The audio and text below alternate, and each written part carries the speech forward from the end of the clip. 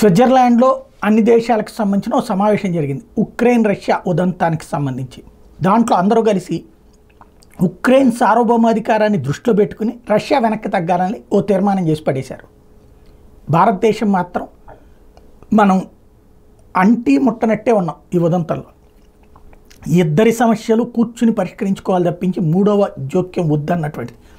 అందుకనినే Modi mark వ్యవహారం జరిగింది. Switzerland శాంతి సదస్సులో భారతదేశం కూడా పాల్గొంది. భారత్, సౌదీ అరేబియా, దక్షిణాఫ్రికా, యునైటెడ్ అరబ్ ఎమిరేట్స్, బ్రెజిల్ సంయుక్త ప్రకటనల మీద సంతకం చేయలేదు. ఇవన్నీ బ్రిక్స్ కూటమిలో సభ్యదేశాలే. రష్యాతో వీటికి బలమైన వాణిజ్య సంబంధాలునే.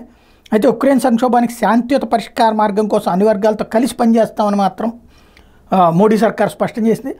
సంక్షోభ పరిష్కారానికి అన్నిటికంటే ముఖ్యంగా మాస్కో, కీవ్ నిజాయితీగా ప్రయత్నించాలని సూచించింది. విదేశీ వ్యవహారాల శాఖ కార్యదర్శి పవన్ కపూర్ మన దేశం తరపున సదస్సుకు హాజరయ్యారు.